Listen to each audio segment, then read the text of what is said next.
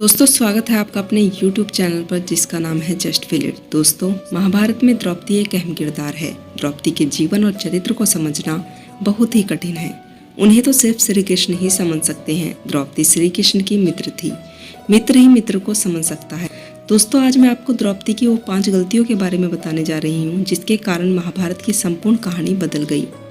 यदि द्रौपदी ये 5 गलतियां नहीं करती तो आज इतिहास कुछ और ही होता। दोस्तों स्वयंवर में कर्ण का अपमान करना। द्रौपदी कर्ण को चाहती थी, लेकिन जब उसे पता चला कि कर्ण तो सूत पुत्र है तो उसने अपना इरादा बदल दिया। उसने पहली बात तो यह की कि कर्ण को स्वयंवर की प्रतियोगिता में भाग ही नहीं लेने दिया, और दूसरा यह कि उसने कर्ण को बुरी तरीके से अपमानित भी किया। यदि वह ऐसा नहीं करती तो इसका परिणाम कुछ और ही होता।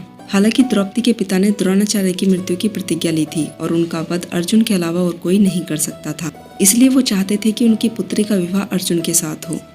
दूसरा पॉइंट है पांडवों की पत्नी बनना स्वीकार करना। दोस्तों अर्जुन ने स्वयंवर की प्रतियोगिता को जीत लिया, लेकिन किन्हीं भी परिस्थितियों में द्रौपदी यदि 5 पांडवों की पत्नी बनना स्वीकार नहीं करती तो इतिहास कुछ और ही होता। द्रौपदी कुंती के कहने पर स्वयंवर के बाद युधिष्ठिर और वेदव्यास के कहने पर 5 पांडवों की विवाहता बनने के लिए तैयार हो गई। दोस्तों तीसरा पॉइंट है दुर्योधन का अपमान। द्रौपदी ने इंद्रप्रस्थ से युधिष्ठिर के राज्याभिषेक के समय दुर्योधन से कहा था कि अंधे का पुत्र भी अंधा। बस यही बात दुर्योधन के दिल में तीर की तरह घस गई। यही कारण था कि जुए में उसने सुकुनी के साथ मिलकर पांडवों को द्रौपदी को दांव पर लगाने के लिए राजी कर लिया। दोस्तों जुए के इस खेल में महाभारत के युद्ध की भूमिका लिखी गई थी, जहां द्रौपदी का चीरहरण हुआ था। दोस्तों चौथा पॉइंट है युद्ध के लिए प्रेरित करना। अपने चीरहरण के बाद द्रौपदी ने पांडवों से कहा, यदि तुम दुर्योधन और उनके भाइयों से मेरे अपमान का बदला नहीं लेते तो धिक्कार है तुम्हें। द्रौपदी ने पांडवों से कहा, मेरे केस तब तक खुले रहेंगे जब तक कि दुर्योधन के खून से इन्हें धो नहीं लेती। उस समय द्रौपदी ने ऋतु स्नान नहीं किया था। ऐसे में भीम ने कसम खाई कि दुर्योधन की जांघ को गधा से तोड़ दूंगा और दुर्योधन की छाती को चीरकर उसका रक्तपान करूंगा। चीरहरण के दौरान कर्ण ने द्रौपदी को बचाने की जगह कहा था कि जो स्त्री 5 पतियों के साथ रह सकती है उसका क्या सम्मान। दोस्तों यह बात द्रौपदी को ठेस पहुंचा गई और हर समय वह अर्जुन को कर्ण से युद्ध करने के लिए उकसाती रहती। जयद्रथ की बुरी नजर। जुए में अपना सब कुछ गवा देने के बाद जब पांडव वनवास की सजा काट रहे थे तब दुर्योधन के जीजा जयद्रथ ने बुरी नजर द्रौपदी पर पड़ी।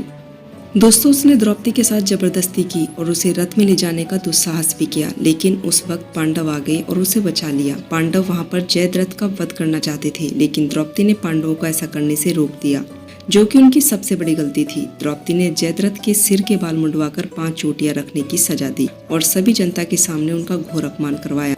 जयद्रथ किसी को अपना चेहरा दिखाने के लायक नहीं रहा और हर पल अपमान को सहता रहा। दोस्तों इसी अपमान का बदला जयद्रथ ने चक्रव्यूह में फंसे अर्जुन के पुत्र अभिमन्यु को मौत के घाट उतार कर लिया। तो यह थी द्रौपदी के महाभारत को रचने में खास भूमिका। हालांकि द्रौपदी का इसके अलावा और भी बहुत कुछ योगदान रहा है।